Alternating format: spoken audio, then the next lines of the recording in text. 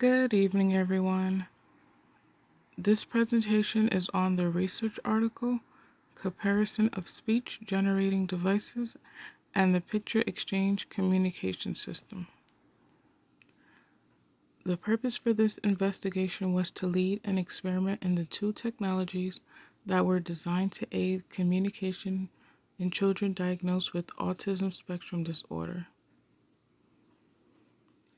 These two are the Picture Exchange Communication System, also known as PECS, and the High-Tech Speech Generating Device, also known as SGD, which is a newer teaching sequence.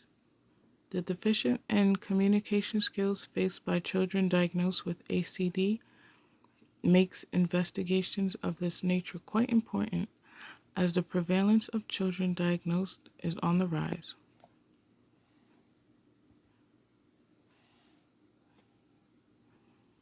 This study was designed to make a comparison between the two technology devices. High and low tech AAC interventions were compared to determine the effectiveness of each approach for improving the functional skills emphasized within the PECS teaching protocol. Down below, you can see the PECS communication board.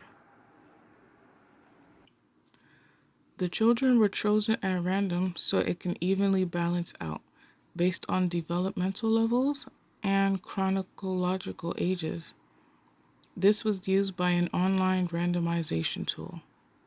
The first half were randomized to low-tech AAC, while the other half were randomized to high-tech AAC.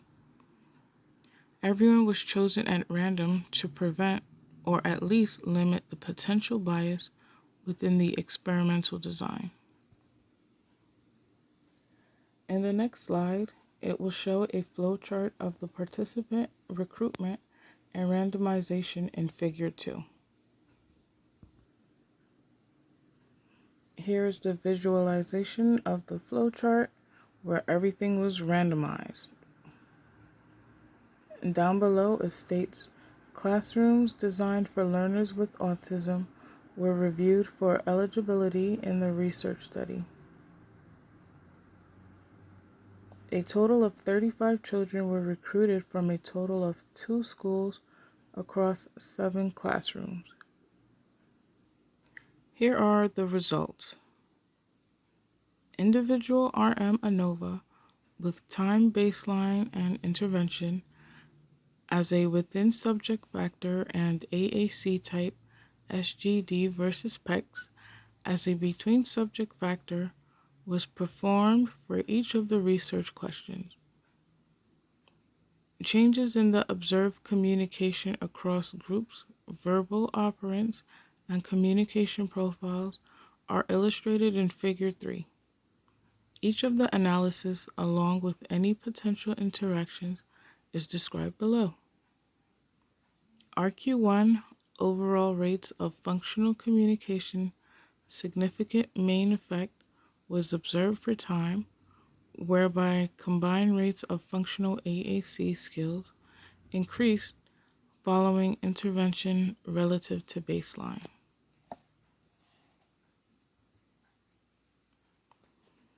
RQ2 rates of unprompt requesting a significant main effect was observed for time, with the rate of unprompted AAC requests increasing relative to baseline.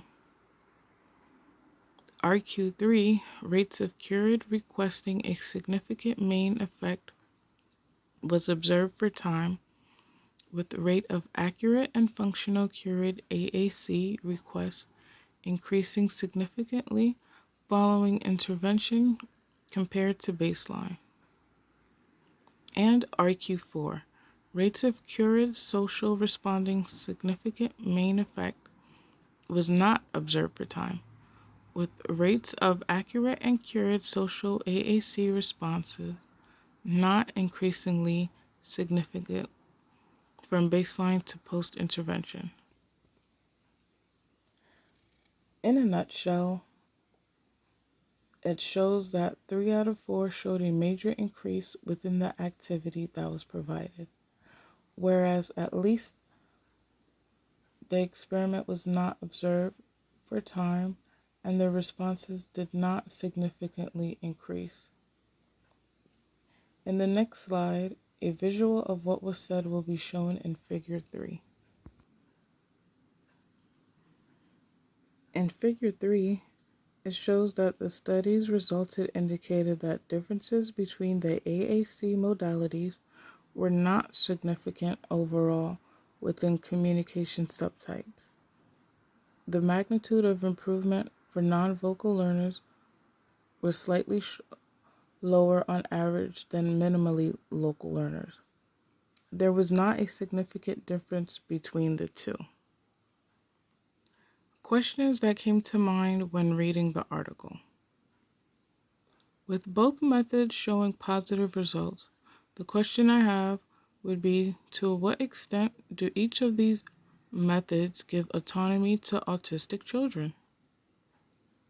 When replication of the research is done, could caregivers and/or parents be involved in giving feedback on their perceived advantage and disadvantages of these technologies?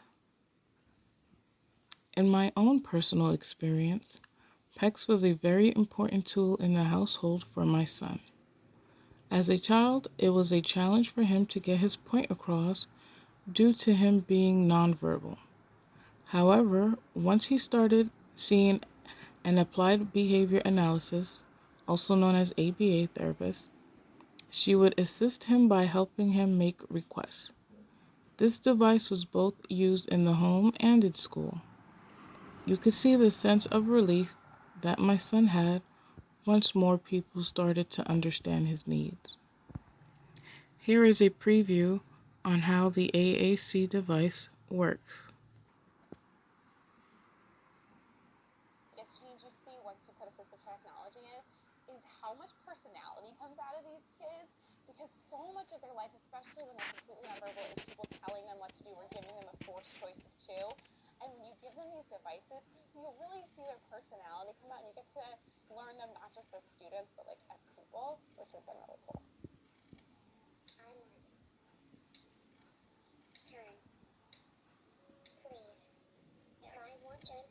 Augmentative and alternative communication devices are ways that students communicate when they don't have their verbal abilities to communicate as their primary means. So it's vitally important we have a way for them to communicate in academics, in social situations, and certainly to express themselves throughout the day. So this concludes my presentation for the research article. I hope you enjoyed it. Bye.